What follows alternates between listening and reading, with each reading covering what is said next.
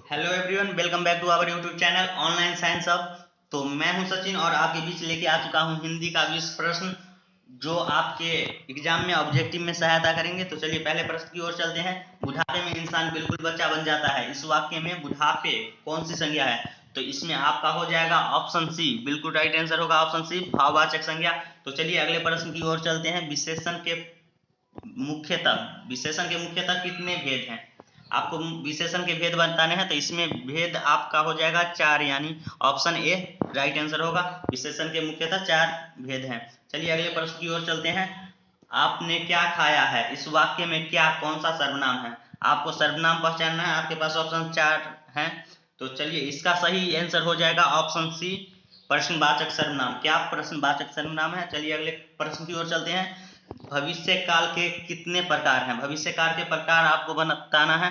तो भविष्य काल के प्रकार होते हैं 3, इसका सही आंसर हो जाएगा ऑप्शन बी। चलिए अगले प्रश्न की ओर चलते हैं। तो इस अगले प्रश्न में है दध्योदन का संधि विच्छेद क्या है? दध्योदन का संधि विच्छेद आपको बताना है। तो इसमें 4 ऑप्शन दिए गए हैं, आप चारों देख ले, आपके स्क्रीन पे है। इसका सही आंसर हो जाएगा ऑप्शन बी। तो चलिए अगले प्रश्न की ओर चलते हैं। अगला प्रश्न है, राम ने भिखारी को पैसे दिए, इस वाक्य में किस कारक की विभक्ति है? विभक्ति को पहचानना है। तो चलिए इसमें भी आपका हो जाएगा ऑप्शन बी, बिल्कुल राइट आंसर होगा संप्रदान। तो चलिए अगले प्रश्न की ओर चलते हैं। लौह पुरुष में कौन सा समास है? समास पहचानना है, आपके पास 4 ऑप्शन है। तो इसका सही आंसर हो जाएगा ऑप्शन सी, क्रमधारय। चलिए अगले प्रश्न की ओर चलते हैं। निर्जन, निर्जन में कौन सा उपसर्ग है? उपसर्ग पहचानना है, 4 ऑप्शन आपके पास है। चलिए इस प्रश्न में इसका सही आंसर हो जाएगा ऑप्शन बी, निर। निर्जन में निर उस मतलब उसका उपसर्ग होगा। चलिए अगले प्रश्न में चलते हैं। निम्नलिखित शब्दों में कौन सा शब्द शुद्ध है?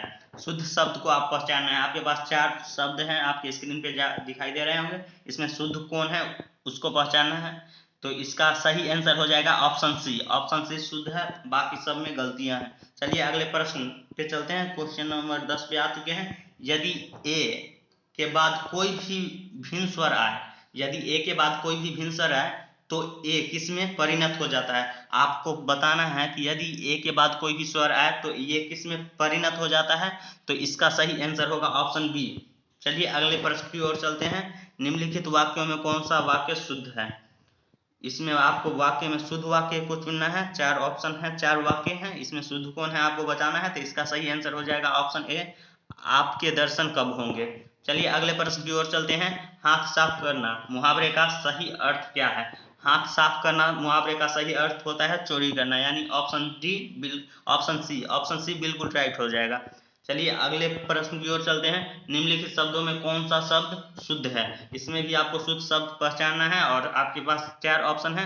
तो इसका जो सही आंसर हो जाएगा वो हो जाएगा 13 का सी, यानी सी में आपका सही आंसर है, बाकी सब गलती है। चलिए अगले प्रश्न की ओर चलते हैं। अंतिम में कौन सा प्रत्यय है? अंतिम, अंतिम में इम आता है, तो इसका मतलब इम होगा, और ये ऑप्शन सी में है। तो अंतिम में इम प्रत्यय है, ऑप्शन सी बिल्कुल सही हो जाएगा।